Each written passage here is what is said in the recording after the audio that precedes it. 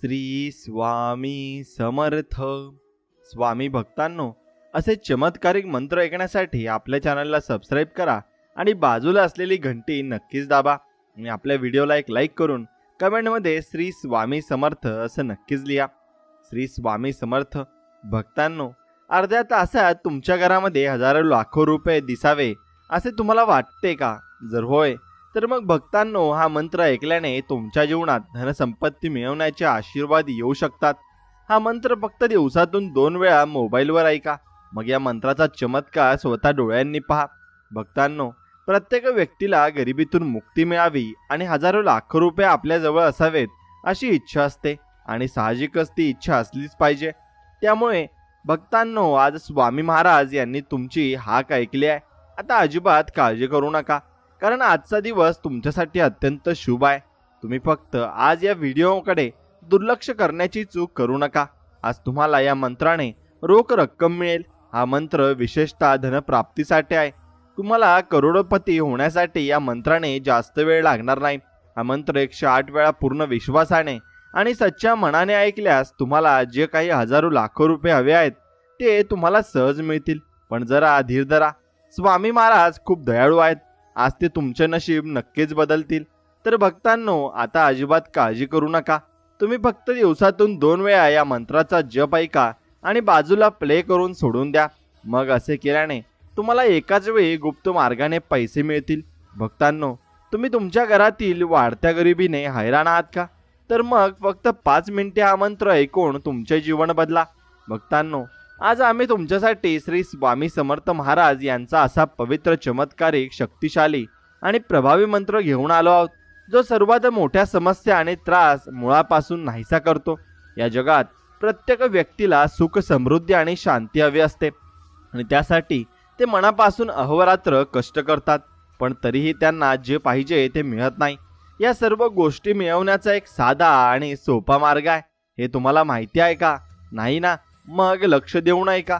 जो कोणीही भक्त या मंत्राचा 108 वेळा सच्च्या मनाने जप करतो आणि ऐकतो, त्याला जे पाहिजे ते सर्व मिळते. हा मंत्र केवळ शब्द नाही, तर ती एक दैवी शक्ती आहे जी तुम्हाला स्वामी महाराज यांच्या ऊर्जेशी जोडते. आणि या मंत्राचा 108 वेळा जप घरामध्ये लावल्याने व्यक्तीच्या जीवनातील सर्व अडचणी आणि अडथळे दूर होतात आणि त्या व्यक्तीला सुख, समृद्धी, ऐश्वर्य आणि उत्तम आरोग्याचे आशीर्वाद प्राप्त होतात. आज जो कोणी स्वामी भक्त हा मंत्र फक्त 5 मिनिटे ऐकेल, त्याच्यासमोर काही दिवसातच पैशाचा ढीग नक्कीच असेल. आणि प्रिय स्वामी भक्तांनो, तुम्ही या आश्चर्यकारक अनुभवासाठी तयार आहात का? भक्तांनो, तुम्हाला खरोखर पैसे मिळवायचे आहेत का? मग तुम्हाला खूप श्रीमंत व्हायचे आहे का? जर होय, तर मग या मंत्राकडे दुर्लक्ष करू नका, कारण हा जितका तुम्ही या मंत्राकडे दुर्लक्ष कराल तितके तुमचे नुकसान होईल. आणि जेव्हा भक्तांनो, या व्हिडिओमध्ये शेवटपर्यंत आमच्या सोबत राहा आणि व्हिडिओमध्ये सांगितलेल्या मंत्राचा 108 वेळा जप ऐका. हा मंत्रात एवढी शक्ती आहे की ऐकताच तुमच्या सर्व चिंता आणि नैराश्य दूर होतील, कारण हा मंत्र अतिशय शक्तिशाली मंत्र आहे. हा मंत्र पैशाचा पाऊस पाडणारा मंत्र आहे. या मंत्राचा 108 वेळा मनापासून जप ऐकल्यास तुमच्याकडे खूप धन असेल आणि तुमच्या क्षेत्रात श्रीमंतीत तुमची बरोबरी करण्यासाठी तुमच्या सोबतही कोणी नसेल. तुम्ही तुमच्या क्षेत्रातील खूप मोठे श्रीमंत व्यक्ती असाल आणि तुमची रिकामी तिजोरी पैशाने भरली जाईल.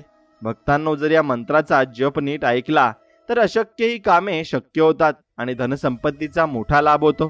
तेव्हा भक्तांनो, या मंत्राचा जप 108 वेळा ऐकून आज स्वामी महाराज यांना प्रसन्न करा. मग तुम्हाला धनसंपत्ती मिळवण्यासाठी कोणतेही मोठे अडथळे सतावणार नाहीत आणि तुम्हाला काही न करता भरपूर धनसंपत्तीचा लाभ होईल. भक्तांनो, जर तुम्हालाही अपार संपत्ती आणि धन हवे असेल तर आज हा मंत्र नक्की ऐका आणि बघा की धन वादळाप्रमाणे तुमच्याकडे कसे येते. आणि भक्तांनो, तुमच्या आयुष्यात येणारी समृद्धी अनुभवा आणि आज संपत्तीच्या वर्षावासाठी सज्ज व्हा. अशी संधी वर्षातून एकदाच येते. त्यामुळे भक्तांनो, जर तुम्ही आजचा मंत्र मनापासून ऐकला तर आम्ही तुम्हाला वचन देतो की तुम्हाला करोडपती होण्यापासून कोणीही रोखू शकणार नाही. कारण भक्तांनो, हा मंत्र खूप चमत्कारिक, शक्तिशाली आणि प्रभावी आहे आणि कधी व्यर्थ गेलेला नाही. या मंत्राचा जप जी व्यक्ती मनापासून ऐकते त्या व्यक्तीला निश्चितपणे खूप धनसंपत्ती नक्कीच मिळते. म्हणून भक्तांनो, हार मानू नका. यावेळी आपल्या फोनवर हा चमत्कारिक मंत्र प्रामाणिक अंतकरणाने ऐका आणि जर तुम्ही कोणतेही काम करत असाल तर व्हिडिओ काम करताना प्ले करा आणि बाजूला मंत्र लावून सोडून द्या आणि मंत्र ऐकत राहा. मग हा मंत्र आपला चमत्कार दाखवू लागेल आणि तुमची प्रत्येक इच्छा पूर्ण होईल आणि तुम्हाला कोणत्या ना कोणत्या बहाण्याने पैसे मिळत राहतील. भक्तांनो, तुम्हाला खरंच अमाप संपत्ती मिळवायची असेल आणि जीवनात खूप श्रीमंत व्हायचे असेल तर आजच्या या स्वामींच्या मंत्राकडे दुर्लक्ष करू नका. आजचा मंत्र तुमचे जीवन पूर्णपणे बदलून टाकेल. या चमत्कारिक, शक्तिशाली आणि प्रभावी मंत्राने अनेक भक्तांना संपत्ती प्राप्त झाली आहे आणि ते सर्व भक्त आज खूप श्रीमंत आणि संपन्न झाले आहेत. तेव्हा आज हा मंत्र हलक्यात घेऊ नका. जर तुम्हाला खरोखर खूप श्रीमंत व्हायचे असेल तर तुमच्या फोनवर हा मंत्र 108 वेळा ऐका. मग तुमच्या जीवनातून गरिबी कायमची नष्ट होईल आणि स्वामी महाराज यांच्या आशीर्वादाने तुम्हाला दररोज खूप पैसे मिळू लागतील आणि मग तुम्ही खूप श्रीमंत व्यक्ती व्हा. भक्तांनो, बरेचदा असे घडते की आपण खूप कष्ट करतो पण आपल्याला पाहिजे तेवढा पैसा जमवता येत नाही. म्हणूनच प्रिय भक्तांनो, आजच्या व्हिडिओमध्ये यावरती एक प्रभावी उपाय म्हणून असाच एक चमत्कारिक आणि शक्तिशाली स्वामी महाराज यांचा मंत्र आम्ही तुम्हाला सांगणार आहोत. यांच्या प्रभावामुळे तुमच्या घरात कधी पैशाची कमतरता भासणार नाही. तुम्ही इतकी संपत्ती मिळवाल की तुम्ही ती हाताळू शकणार नाही आणि तुमची गरिबी ही काही काळानंतर संपेल आणि तुम्ही इतके श्रीमंत व्हाल की तुमचा स्वतःवर विश्वास बसणार नाही. तेव्हा भक्तांनो, या मंत्राच्या फायद्यासाठी आत्ताच सज्ज व्हा आणि हा मंत्र दररोज 2 वेळा 108 वेळा हा तुमच्या फोनवर ऐकत राहा. पण स्वामी महाराज आपला चमत्कार दाखवू लागतील आणि मग तुम्ही स्वामी महाराज यांच्याकडून जी काही संपत्ती मागितली असेल ती त्यांच्या एका गुप्त शक्तीने तुम्हाला त्याच्यापेक्षा 10 पट जास्त मिळेल आणि तुम्ही तुमच्या आयुष्यात खूप श्रीमंत व्यक्ती व्हाल. भक्तांनो, तुम्ही खूप पैसे शोधत आहात. तुम्हाला तुमचे आयुष्य खूप उंचीवर नेण्याची इच्छा आहे परंतु तेथे पोहोचू शकत नाही. तुम्हाला तुमचे आयुष्य अवघड वाटायला लागले आहे. आपण सतत गुप्त धनाच्या शोधात असता. कुठून तरी इतके पैसे मिळतील की तुम्हाला तुमचे घर व्यवस्थित चालवता येईल पण तुम्ही प्रत्येक कामात अपयशी ठरता. तेव्हा आता काळजी करू नका. आज यावरती आम्ही तुमच्यासाठी स्वामी महाराज यांचा एक अतिशय शक्तिशाली आणि सिद्ध मंत्र घेऊन आलो आहोत. जर तुम्ही या मंत्राचा दररोज 2 वेळा 108 वेळा सच्च्या मनाने जप ऐकलात तर तुमच्या जीवनातील पैशांची संबंधित सर्व समस्या कायमच्या दूर होतील आणि तुमच्या घरात स्वामी महाराज यांची कृपा होऊन तुमची सर्व कामे पूर्ण होतील. तुमच्या इच्छित व्यवसाय सुरळीत चालू होईल आणि त्यात तुमचा खूप फायदा होईल. कधी कर्ज घेण्याची वेळ तुमच्यावर येणार नाही. तुमच्या आयुष्यात येणाऱ्या अडचणी आणि अडथळे संपतील. विघ्नांचा नाश होईल. पण हे सर्व सत्यात उतरवण्यासाठी खऱ्या अंतकरणाने या मंत्राचा जप ऐकत राहा. मग तुम्ही आयुष्यभर आनंदी राहाल. भक्तांनो, जर तुम्हाला या मंत्राचा लाभ हवा असेल तर या व्हिडिओला सच्च्या मनाने लाईक करा आणि आपल्या चॅनलला सबस्क्राईब नक्कीच करा. सोबतच कमेंट बॉक्समध्ये श्री स्वामी समर्थ, जय जय स्वामी समर्थ असं लिहा. भक्तांनो, हा मंत्र खूप चमत्कारी आणि शक्तिशाली आहे. असे मानले जाते की जो भक्त याचा मंत्राचा सच्च्या मनाने जप ऐकतो त्या व्यक्तीला स्वामी महाराज खूप लवकर आपला आशीर्वाद देतात. म्हणूनच भक्तांनो, आम्ही पुन्हा पुन्हा तुम्हाला सांगतो की मंत्र सच्च्या मनाने ऐका पण तरी तुम्ही अर्धा मनाने मंत्र अर्धवट सोडून देता. त्यामुळे तुम्हाला मंत्राचा लाभ हा मिळत नाही. जर तुम्हाला तुमच्या आयुष्यात अचानक गुप्तधन, ऐश्वर्य, सुख, समृद्धी हवे असेल तर हा मंत्र 108 वेळा सच्च्या मनाने मोबाईलवर, फोनवर अवश्य ऐका. मग स्वामी महाराज तुमची प्रत्येक इच्छा लगेच पूर्ण करतील. तुम्हाला किती पैशांची गरज असली तरी तुम्हाला त्यापेक्षा 10 पटीने जास्त पैसे मिळतील. हा मंत्र सच्च्या मनाने ऐकणारा भक्त कधीही मात्र गरीब राहत नाही. जर तुम्हाला अमाप संपत्ती आणि हवी असेल आणि जीवनात खूप श्रीमंत व्हायचे असेल तर आजच्या मंत्राकडे दुर्लक्ष अजिबातच करू नका. आजचा मंत्र तुमचे जीवन पूर्णपणे आज बदलून टाकेल आणि श्री स्वामी समर्थ महाराज यांच्या अशा एका चमत्कारिक मंत्राचे पठण आपण ते आज करणारच आहोत. या मंत्राने अनेक भक्तांना धनसंपत्ती प्राप्त झाली आहे आणि ते सर्व भक्त आज खूप श्रीमंत आणि संपन्न झाले आहेत आणि त्यांना कोणत्याही प्रकारची अडचण अजिबात आली नाहीये. त्यामुळे या मंत्राकडे अजिबात दुर्लक्ष करू नका आणि मन लावून तुम्ही नक्कीच ऐकत चला.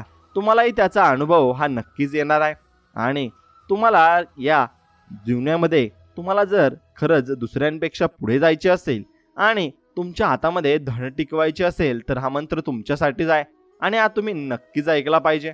आर्थिक समस्याने खूप त्रस्त आहात आणि तुमच्या आयुष्यात पैशाची खूप कमतरता आहे. त्यामुळे तुम्ही खूप दुःखी आहात आणि तुम्ही रात्रंदिवस विचार करत असता की मी हे कसं काय फेडू आणि कसं काय मी याच्या बाहेर निघू. तर मग हा मंत्र तुम्ही नक्कीच ऐका. चला तर मग आता वेळ न घालवता आपण या मंत्राला सुरुवात करूया. ओम नमो श्री स्वामी समर्थाय अदृश्य शक्ती धनसंपत्ती देही नमः। ओम नमो श्री स्वामी समर्थाय अदृश्य शक्ती धनसंपत्ती देही नमः। ओम नमो श्री स्वामी समर्थाय अदृश्य शक्ती धनसंपत्ती देही नमः। ओम नमो श्री स्वामी समर्थाय अदृश्य शक्ती धनसंपत्ती देही नमः। ओम नमो श्री स्वामी समर्थाय अदृश्य शक्ती धनसंपत्ती देही नमः। ओम नमो श्री स्वामी समर्थाय अदृश्य शक्ती धनसंपत्ती देही नमः। ओम नमो श्री स्वामी समर्थाय अदृश्य शक्ती धनसंपत्ती देही नमः। ओम नमो श्री स्वामी समर्थाय अदृश्य शक्ती धनसंपत्ती देही नमः। ओम नमो श्री स्वामी समर्थाय अदृश्य शक्ती धनसंपत्ती देही नमः। ओम नमो श्री स्वामी समर्थाय अदृश्य शक्ती धनसंपत्ती देही नमः। ओम नमो श्री स्वामी समर्थाय अदृश्य शक्ती धनसंपत्ती देही नमः। ओम नमो श्री स्वामी समर्थाय अदृश्य शक्ती धनसंपत्ती देही नमः। ओम नमो श्री स्वामी समर्थाय अदृश्य शक्ती धनसंपत्ती देही नमः। ओम नमो श्री स्वामी समर्थाय अदृश्य शक्ती धनसंपत्ती देही नमः। ओम नमो श्री स्वामी समर्थाय अदृश्य शक्ती धनसंपत्ती देही नमः। ओम नमो श्री स्वामी समर्थाय अदृश्य शक्ती धनसंपत्ती देही नमः। ओम नमो श्री स्वामी समर्थाय अदृश्य शक्ती धनसंपत्ती देही नमः। ओम नमो श्री स्वामी समर्थाय अदृश्य शक्ती धनसंपत्ती देही नमः। ओम नमो श्री स्वामी समर्थाय अदृश्य शक्ती धनसंपत्ती देही नमः। ओम नमो श्री स्वामी समर्थाय अदृश्य शक्ती धनसंपत्ती देही नमः। ओम नमो श्री स्वामी समर्थाय अदृश्य शक्ती धनसंपत्ती देही नमः। ओम नमो श्री स्वामी समर्थाय अदृश्य शक्ती धनसंपत्ती देही नमः। ओम नमो श्री स्वामी समर्थाय अदृश्य शक्ती धनसंपत्ती देही नमः। ओम नमो श्री स्वामी समर्थाय अदृश्य शक्ती धनसंपत्ती देही नमः। ओम नमो श्री स्वामी समर्थाय अदृश्य शक्ती धनसंपत्ती देही नमः। ओम नमो श्री स्वामी समर्थाय अदृश्य शक्ती धनसंपत्ती देही नमः। ओम नमो श्री स्वामी समर्थाय अदृश्य शक्ती धनसंपत्ती देही नमः। ओम नमो श्री स्वामी समर्थाय अदृश्य शक्ती धनसंपत्ती देही नमः। ओम नमो श्री स्वामी समर्थाय अदृश्य शक्ती धनसंपत्ती देहि नमः। ओम नमो श्री स्वामी समर्थाय अदृश्य शक्ती धनसंपत्ती देहि नमः। ओम नमो श्री स्वामी समर्थाय अदृश्य शक्ती धनसंपत्ती देहि नमः। ओम नमो श्री स्वामी समर्थाय अदृश्य शक्ती धनसंपत्ती देहि नमः। ओम नमो श्री स्वामी समर्थाय अदृश्य शक्ती धनसंपत्ती देहि नमः। ओम नमो श्री स्वामी समर्थाय अदृश्य शक्ती धनसंपत्ती देहि नमः। ओम नमो श्री स्वामी समर्थाय अदृश्य शक्ती धनसंपत्ती देहि नमः। ओम नमो श्री स्वामी समर्थाय अदृश्य शक्ती धनसंपत्ती देहि नमः। ओम नमो श्री स्वामी समर्थाय अदृश्य शक्ती धनसंपत्ती देहि नमः। ओम नमो श्री स्वामी समर्थाय अदृश्य शक्ती धनसंपत्ती देहि नमः।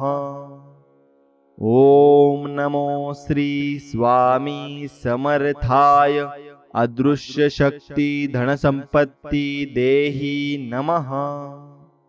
ओम नमो श्री स्वामी समर्थाय अदृश्य शक्ती धनसंपत्ती देहि नमः।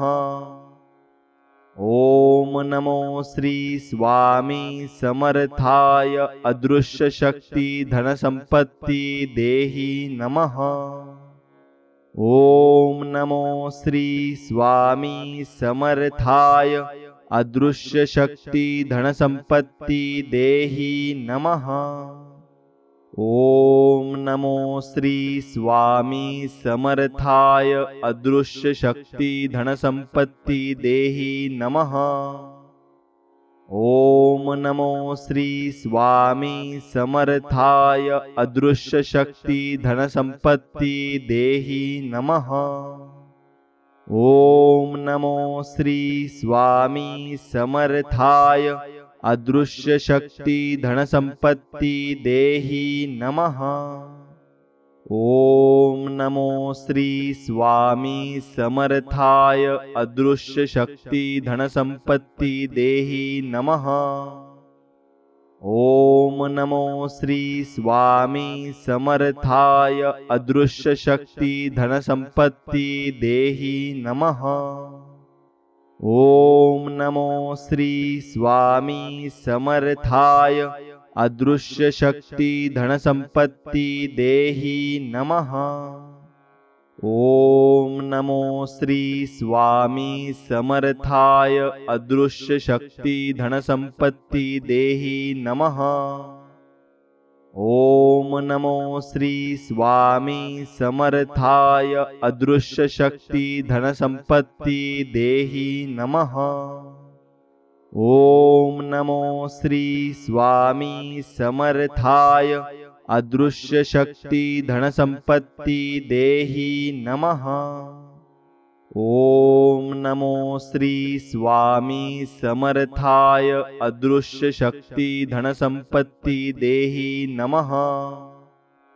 ओम नमो श्री स्वामी समर्थाय अदृश्य शक्ती धनसंपत्ती देहि नमः। ओम नमो श्री स्वामी समर्थाय अदृश्य शक्ती धनसंपत्ती देहि नमः। ओम नमो श्री स्वामी समर्थाय अदृश्य शक्ती धनसंपत्ती देहि नमः। ओम नमो श्री स्वामी समर्थाय अदृश्य शक्ती धनसंपत्ती देहि नमः। ओम नमो श्री स्वामी समर्थाय अदृश्य शक्ति धन संपत्ति देहि नमः। ओम नमो श्री स्वामी समर्थाय अदृश्य शक्ति धन संपत्ति देहि नमः। ओम नमो श्री स्वामी समर्थाय अदृश्य शक्ति धन संपत्ति देहि नमः। ओम नमो श्री स्वामी समर्थाय अदृश्य शक्ति धन संपत्ति देहि नमः। ओम नमो श्री स्वामी समर्थाय अदृश्य शक्ति धन संपत्ति देहि नमः। ओम नमो श्री स्वामी समर्थाय अदृश्य शक्ति धन संपत्ति देहि नमः। ओम नमो श्री स्वामी समर्थाय अदृश्य शक्ति धन संपत्ति देहि नमः। ओम नमो श्री स्वामी समर्थाय अदृश्य शक्ति धन संपत्ति देहि नमः। ओम नमो श्री स्वामी समर्थाय अदृश्य शक्ति धन संपत्ति देहि नमः। ओम नमो श्री स्वामी समर्थाय अदृश्य शक्ति धन संपत्ति देहि नमः। ओम नमो श्री स्वामी समर्थाय अदृश्य शक्ति धन संपत्ति देहि नमः। ओम नमो श्री स्वामी समर्थाय अदृश्य शक्ति धन संपत्ति देहि नमः। ओम नमो श्री स्वामी समर्थाय अदृश्य शक्ति धन संपत्ति देहि नमः। ओम नमो श्री स्वामी समर्थाय अदृश्य शक्ति धन संपत्ति देहि नमः। ओम नमो श्री स्वामी समर्थाय अदृश्य शक्ति धन संपत्ति देहि नमः। ओम नमो श्री स्वामी समर्थाय अदृश्य शक्ति धन संपत्ति देहि नमः। ओम नमो श्री स्वामी समर्थाय अदृश्य शक्ति धन संपत्ति देहि नमः। ओम नमो श्री स्वामी समर्थाय अदृश्य शक्ति धन संपत्ति देहि नमः। ओम नमो श्री स्वामी समर्थाय अदृश्य शक्ति धन संपत्ति देहि नमः। ओम नमो श्री स्वामी समर्थाय अदृश्य शक्ति धन संपत्ति देहि नमः। ओम नमो श्री स्वामी समर्थाय अदृश्य शक्ति धन संपत्ति देहि नमः। ओम नमो श्री स्वामी समर्थाय अदृश्य शक्ति धन संपत्ति देहि नमः। ओम नमो श्री स्वामी समर्थाय अदृश्य शक्ति धन संपत्ति देहि नमः। ओम नमो श्री स्वामी समर्थाय अदृश्य शक्ति धन संपत्ति देहि नमः।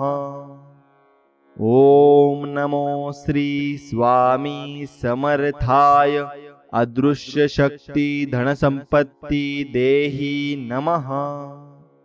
ओम नमो श्री स्वामी समर्थाय अदृश्य शक्ति धन संपत्ति देहि नमः। ओम नमो श्री स्वामी समर्थाय अदृश्य शक्ति धन संपत्ति देहि नमः। ओम नमो श्री स्वामी समर्थाय अदृश्य शक्ति धन संपत्ति देहि नमः। ओम नमो श्री स्वामी समर्थाय अदृश्य शक्ति धन संपत्ति देहि नमः। ओम नमो श्री स्वामी समर्थाय अदृश्य शक्ति धन संपत्ति देहि नमः। ओम नमो श्री स्वामी समर्थाय अदृश्य शक्ति धन संपत्ति देहि नमः। ओम नमो श्री स्वामी समर्थाय अदृश्य शक्ति धन संपत्ति देहि नमः। ओम नमो श्री स्वामी समर्थाय अदृश्य शक्ति धन संपत्ति देहि नमः। ओम नमो श्री स्वामी समर्थाय अदृश्य शक्ति धन संपत्ति देहि नमः। ओम नमो श्री स्वामी समर्थाय अदृश्य शक्ति धन संपत्ति देहि नमः। ओम नमो श्री स्वामी समर्थाय अदृश्य शक्ति धन संपत्ति देहि नमः। ओम नमो श्री स्वामी समर्थाय अदृश्य शक्ति धन संपत्ति देहि नमः। ओम नमो श्री स्वामी समर्थाय अदृश्य शक्ति धन संपत्ति देहि नमः।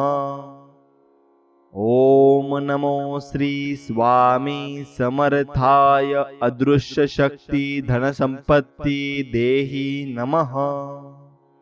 ओम नमो श्री स्वामी समर्थाय अदृश्य शक्ति धन संपत्ति देहि नमः।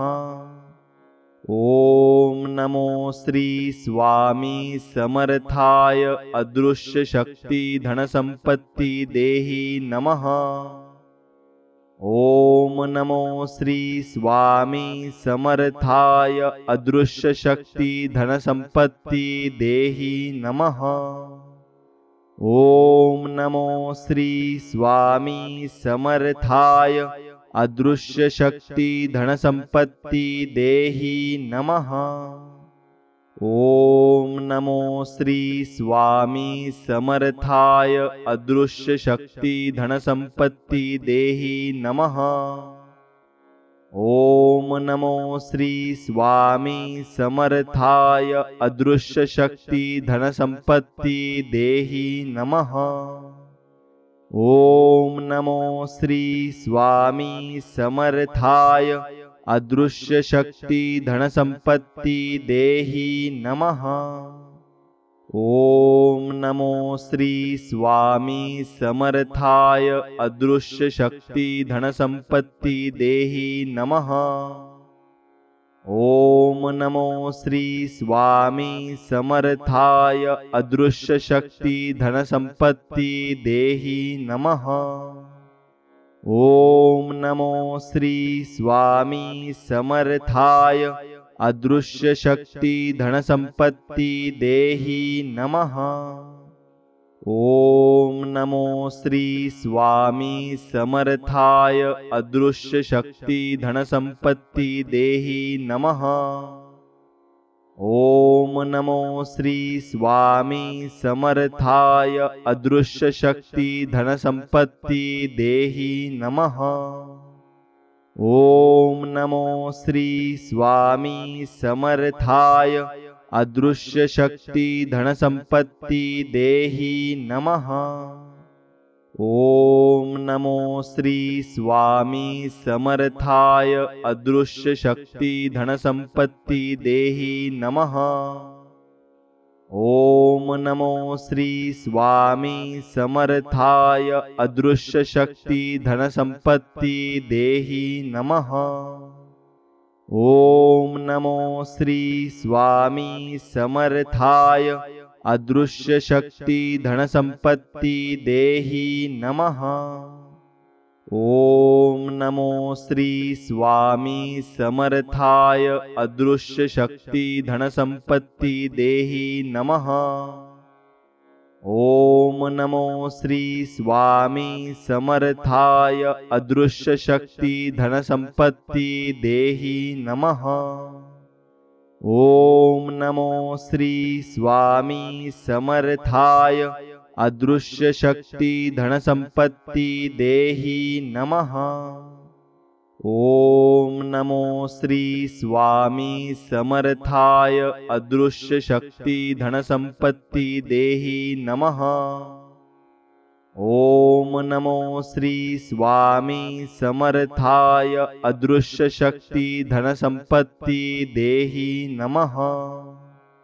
ओम नमो श्री स्वामी समर्थाय अदृश्य शक्ति धन संपत्ति देहि नमः। ओम नमो श्री स्वामी समर्थाय अदृश्य शक्ति धन संपत्ति देहि नमः। ओम नमो श्री स्वामी समर्थाय अदृश्य शक्ति धन संपत्ति देहि नमः। ओम नमो श्री स्वामी समर्थाय अदृश्य शक्ति धन संपत्ति देहि नमः। ओम नमो श्री स्वामी समर्थाय अदृश्य शक्ति धन संपत्ति देहि नमः। ओम नमो श्री स्वामी समर्थाय अदृश्य शक्ति धन संपत्ति देहि नमः। ओम नमो श्री स्वामी समर्थाय अदृश्य शक्ति धन संपत्ति देहि नमः। ओम नमो श्री स्वामी समर्थाय अदृश्य शक्ति धन संपत्ति देहि नमः। ओम नमो श्री स्वामी समर्थाय अदृश्य शक्ति धन संपत्ति देहि नमः। ओम नमो श्री स्वामी समर्थाय अदृश्य शक्ति धन संपत्ति देहि नमः। ओम नमो श्री स्वामी समर्थाय अदृश्य शक्ति धन संपत्ति देहि नमः। ओम नमो श्री स्वामी समर्थाय अदृश्य शक्ति धन संपत्ति देहि नमः। ओम नमो श्री स्वामी समर्थाय अदृश्य शक्ति धन संपत्ति देहि नमः। ओम नमो श्री स्वामी समर्थाय अदृश्य शक्ति धन संपत्ति देहि नमः। ओम नमो श्री स्वामी समर्थाय अदृश्य शक्ति धन संपत्ति देहि नमः। ओम नमो श्री स्वामी समर्थाय अदृश्य शक्ति धन संपत्ति देहि नमः। ओम नमो श्री स्वामी समर्थाय अदृश्य शक्ति धन संपत्ति देहि नमः। ओम नमो श्री स्वामी समर्थाय अदृश्य शक्ति धन संपत्ति देहि नमः। ओम नमो श्री स्वामी समर्थाय अदृश्य शक्ति धन संपत्ति देहि नमः। ओम नमो श्री स्वामी समर्थाय अदृश्य शक्ति धन संपत्ति देहि नमः। ओम नमो श्री स्वामी समर्थाय अदृश्य शक्ति धन संपत्ति देहि नमः। ओम नमो श्री स्वामी समर्थाय अदृश्य शक्ति धन संपत्ति देहि नमः। ओम नमो श्री स्वामी समर्थाय अदृश्य शक्ति धन संपत्ति देहि नमः। ओम नमो श्री स्वामी समर्थाय अदृश्य शक्ति धन संपत्ति देहि नमः। ओम नमो श्री स्वामी समर्थाय अदृश्य शक्ति धन संपत्ति देहि नमः। ओम नमो श्री स्वामी समर्थाय अदृश्य शक्ति धन संपत्ति देहि नमः। ओम नमो श्री स्वामी समर्थाय अदृश्य शक्ति धन संपत्ति देहि नमः। ओम नमो श्री स्वामी समर्थाय अदृश्य शक्ति धन संपत्ति देहि नमः। ओम नमो श्री स्वामी समर्थाय अदृश्य शक्ति धन संपत्ति देहि नमः। ओम नमो श्री स्वामी समर्थाय अदृश्य शक्ति धन संपत्ति देहि नमः। ओम नमो श्री स्वामी समर्थाय अदृश्य शक्ति धन संपत्ति देहि नमः। ओम नमो श्री स्वामी समर्थाय अदृश्य शक्ति धन संपत्ति देहि नमः। ओम नमो श्री स्वामी समर्थाय अदृश्य शक्ति धन संपत्ति देहि नमः। ओम नमो श्री स्वामी समर्थाय अदृश्य शक्ति धन संपत्ति देहि नमः। ओम नमो श्री स्वामी समर्थाय अदृश्य शक्ति धन संपत्ति देहि नमः। ओम नमो श्री स्वामी समर्थाय अदृश्य शक्ति धन संपत्ति देहि नमः।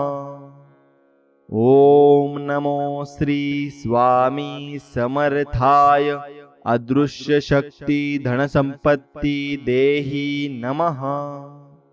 ओम नमो श्री स्वामी समर्थाय अदृश्य शक्ति धन संपत्ति देहि नमः।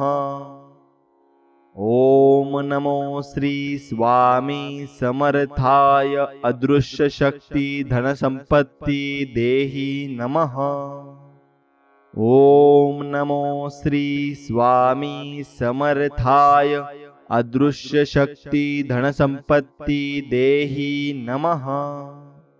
ओम नमो श्री स्वामी समर्थाय अदृश्य शक्ति धन संपत्ति देहि नमः।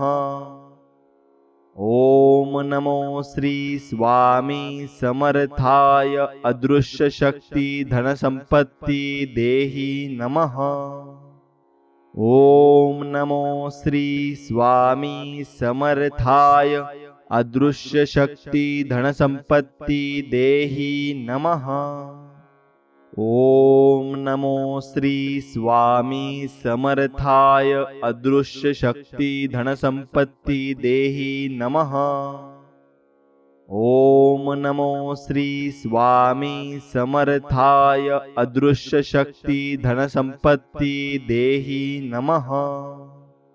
ओम नमो श्री स्वामी समर्थाय अदृश्य शक्ति धन संपत्ति देहि नमः। ओम नमो श्री स्वामी समर्थाय अदृश्य शक्ति धन संपत्ति देहि नमः।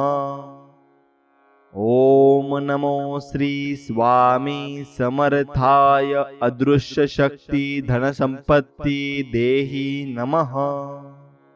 ओम नमो श्री स्वामी समर्थाय अदृश्य शक्ति धन संपत्ति देहि नमः।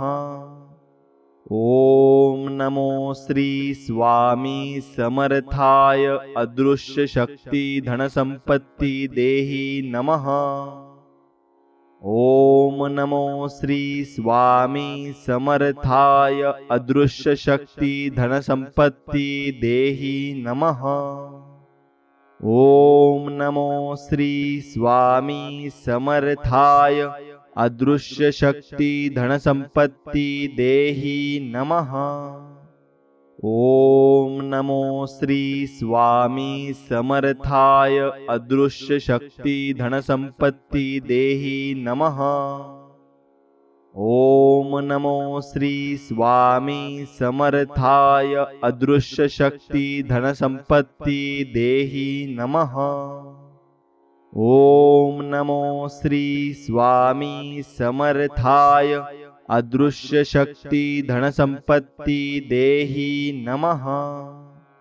ओम नमो श्री स्वामी समर्थाय अदृश्य शक्ति धन संपत्ति देहि नमः। ओम नमो श्री स्वामी समर्थाय अदृश्य शक्ति धन संपत्ति देहि नमः। ओम नमो श्री स्वामी समर्थाय अदृश्य शक्ति धन संपत्ति देहि नमः। ओम नमो श्री स्वामी समर्थाय अदृश्य शक्ति धन संपत्ति देहि नमः। ओम नमो श्री स्वामी समर्थाय अदृश्य शक्ति धन संपत्ति देहि नमः। ओम नमो श्री स्वामी समर्थाय अदृश्य शक्ति धन संपत्ति देहि नमः। ओम नमो श्री स्वामी समर्थाय अदृश्य शक्ति धन संपत्ति देहि नमः। ओम नमो श्री स्वामी समर्थाय अदृश्य शक्ति धन संपत्ति देहि नमः। ओम नमो श्री स्वामी समर्थाय अदृश्य शक्ति धन संपत्ति देहि नमः। ओम नमो श्री स्वामी समर्थाय अदृश्य शक्ति धन संपत्ति देहि नमः। ओम नमो श्री स्वामी समर्थाय अदृश्य शक्ति धन संपत्ति देहि नमः। ओम नमो श्री स्वामी समर्थाय अदृश्य शक्ति धन संपत्ति देहि नमः। ओम नमो श्री स्वामी समर्थाय अदृश्य शक्ति धन संपत्ति देहि नमः। ओम नमो श्री स्वामी समर्थाय अदृश्य शक्ति धन संपत्ति देहि नमः। ओम नमो श्री स्वामी समर्थाय अदृश्य शक्ति धन संपत्ति देहि नमः। ओम नमो श्री स्वामी समर्थाय अदृश्य शक्ति धन संपत्ति देहि नमः। ओम नमो श्री स्वामी समर्थाय अदृश्य शक्ति धन संपत्ति देहि नमः। ओम नमो श्री स्वामी समर्थाय अदृश्य शक्ति धन संपत्ति देहि नमः। ओम नमो श्री स्वामी समर्थाय अदृश्य शक्ति धन संपत्ति देहि नमः। ओम नमो श्री स्वामी समर्थाय अदृश्य शक्ति धन संपत्ति देहि नमः। ओम नमो श्री स्वामी समर्थाय अदृश्य शक्ति धन संपत्ति देहि नमः। ओम नमो श्री स्वामी समर्थाय अदृश्य शक्ति धन संपत्ति देहि नमः। ओम नमो श्री स्वामी समर्थाय अदृश्य शक्ति धन संपत्ति देहि नमः। ओम नमो श्री स्वामी समर्थाय अदृश्य शक्ति धन संपत्ति देहि नमः। ओम नमो श्री स्वामी समर्थाय अदृश्य शक्ति धन संपत्ति देहि नमः। ओम नमो श्री स्वामी समर्थाय अदृश्य शक्ति धन संपत्ति देहि नमः। ओम नमो श्री स्वामी समर्थाय अदृश्य शक्ति धन संपत्ति देहि नमः। ओम नमो श्री स्वामी समर्थाय अदृश्य शक्ति धन संपत्ति देहि नमः। ओम नमो श्री स्वामी समर्थाय अदृश्य शक्ति धन संपत्ति देहि नमः। ओम नमो श्री स्वामी समर्थाय अदृश्य शक्ति धन संपत्ति देहि नमः। ओम नमो श्री स्वामी समर्थाय अदृश्य शक्ति धन संपत्ति देहि नमः। ओम नमो श्री स्वामी समर्थाय अदृश्य शक्ति धन संपत्ति देहि नमः। ओम नमो श्री स्वामी समर्थाय अदृश्य शक्ति धन संपत्ति देहि नमः। ओम नमो श्री स्वामी समर्थाय अदृश्य शक्ति धन संपत्ति देहि नमः। ओम नमो श्री स्वामी समर्थाय अदृश्य शक्ति धन संपत्ति देहि नमः।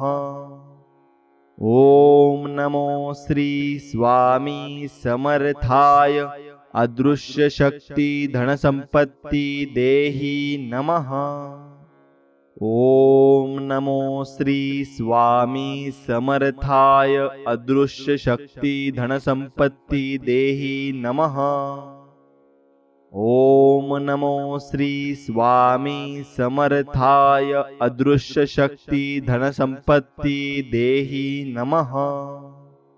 ओम नमो श्री स्वामी समर्थाय अदृश्य शक्ति धन संपत्ति देहि नमः। ओम नमो श्री स्वामी समर्थाय अदृश्य शक्ति धन संपत्ति देहि नमः। ओम नमो श्री स्वामी समर्थाय अदृश्य शक्ति धन संपत्ति देहि नमः।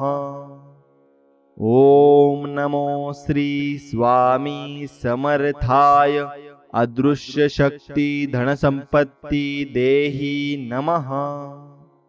ओम नमो श्री स्वामी समर्थाय अदृश्य शक्ति धन संपत्ति देहि नमः।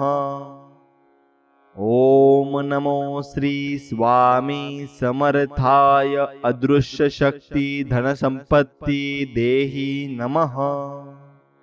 ओम नमो श्री स्वामी समर्थाय अदृश्य शक्ति धन संपत्ति देहि नमः। ओम नमो श्री स्वामी समर्थाय अदृश्य शक्ति धन संपत्ति देहि नमः। ओम नमो श्री स्वामी समर्थाय अदृश्य शक्ति धन संपत्ति देहि नमः। ओम नमो श्री स्वामी समर्थाय अदृश्य शक्ति धन संपत्ति देहि नमः। ओम नमो श्री स्वामी समर्थाय अदृश्य शक्ति धन संपत्ति देहि नमः। ओम नमो श्री स्वामी समर्थाय अदृश्य शक्ति धन संपत्ति देहि नमः। ओम नमो श्री स्वामी समर्थाय अदृश्य शक्ति धन संपत्ति देहि नमः। ओम नमो श्री स्वामी समर्थाय अदृश्य शक्ति धन संपत्ति देहि नमः। ओम नमो श्री स्वामी समर्थाय अदृश्य शक्ति धन संपत्ति देहि नमः। ओम नमो श्री स्वामी समर्थाय अदृश्य शक्ति धन संपत्ति देहि नमः। ओम नमो श्री स्वामी समर्थाय अदृश्य शक्ति धन संपत्ति देहि नमः। ओम नमो श्री स्वामी समर्थाय अदृश्य शक्ति धन संपत्ति देहि नमः।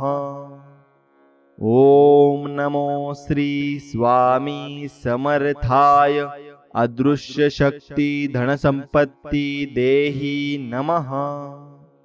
ओम नमो श्री स्वामी समर्थाय अदृश्य शक्ति धन संपत्ति देहि नमः।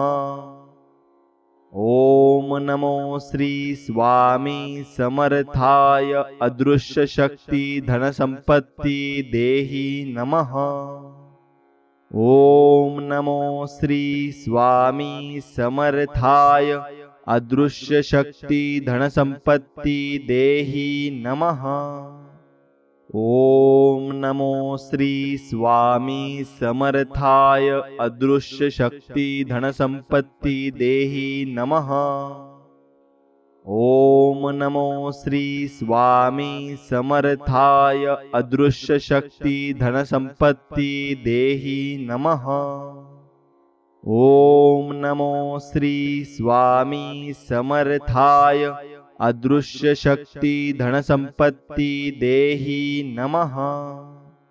ओम नमो श्री स्वामी समर्थाय अदृश्य शक्ति धन संपत्ति देहि नमः।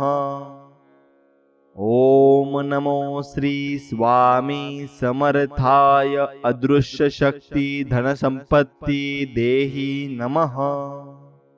ओम नमो श्री स्वामी समर्थाय अदृश्य शक्ति धन संपत्ति देहि नमः। ओम नमो श्री स्वामी समर्थाय अदृश्य शक्ति धन संपत्ति देहि नमः।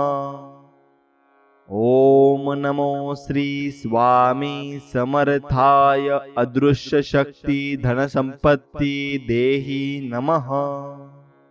ओम नमो श्री स्वामी समर्थाय अदृश्य शक्ति धन संपत्ति देहि नमः। ओम नमो श्री स्वामी समर्थाय अदृश्य शक्ति धन संपत्ति देहि नमः। ओम नमो श्री स्वामी समर्थाय अदृश्य शक्ति धन संपत्ति देहि नमः। ओम नमो श्री स्वामी समर्थाय अदृश्य शक्ति धन संपत्ति देहि नमः। ओम नमो श्री स्वामी समर्थाय अदृश्य शक्ति धन संपत्ति देहि नमः। ओम नमो श्री स्वामी समर्थाय अदृश्य शक्ति धन संपत्ति देहि नमः। ओम नमो श्री स्वामी समर्थाय अदृश्य शक्ति धन संपत्ति देहि नमः।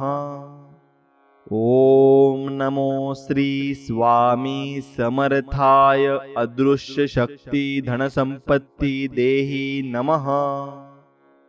ओम नमो श्री स्वामी समर्थाय अदृश्य शक्ति धन संपत्ति देहि नमः। ओम नमो श्री स्वामी समर्थाय अदृश्य शक्ति धन संपत्ति देहि नमः। ओम नमो श्री स्वामी समर्थाय अदृश्य शक्ति धन संपत्ति देहि नमः। ओम नमो श्री स्वामी समर्थाय अदृश्य शक्ति धन संपत्ति देहि नमः। ओम नमो श्री स्वामी समर्थाय अदृश्य शक्ति धन संपत्ति देहि नमः। ओम नमो श्री स्वामी समर्थाय अदृश्य शक्ती धनसंपत्ती देहि नमः। ओम नमो श्री स्वामी समर्थाय अदृश्य शक्ती धनसंपत्ती देहि नमः। ओम नमो श्री स्वामी समर्थाय अदृश्य शक्ती धनसंपत्ती देहि नमः। ओम नमो श्री स्वामी समर्थाय अदृश्य शक्ती धनसंपत्ती देहि नमः। ओम नमो श्री स्वामी समर्थाय अदृश्य शक्ती धनसंपत्ती देहि नमः। ओम नमो श्री स्वामी समर्थाय अदृश्य शक्ती धनसंपत्ती देहि नमः। ओम नमो श्री स्वामी समर्थाय अदृश्य शक्ती धनसंपत्ती देहि नमः। ओम नमो श्री स्वामी समर्थाय अदृश्य शक्ती धनसंपत्ती देहि नमः। ओम नमो श्री स्वामी समर्थाय अदृश्य शक्ती धनसंपत्ती देहि नमः। ओम नमो श्री स्वामी समर्थाय अदृश्य शक्ती धनसंपत्ती देहि नमः। ओम नमो श्री स्वामी समर्थाय अदृश्य शक्ती धनसंपत्ती देहि नमः। ओम नमो श्री स्वामी समर्थाय अदृश्य शक्ती धनसंपत्ती देहि नमः। ओम नमो श्री स्वामी समर्थाय अदृश्य शक्ती धनसंपत्ती देहि नमः। ओम नमो श्री स्वामी समर्थाय अदृश्य शक्ती धनसंपत्ती देहि नमः। ओम नमो श्री स्वामी समर्थाय अदृश्य शक्ती धनसंपत्ती देहि नमः।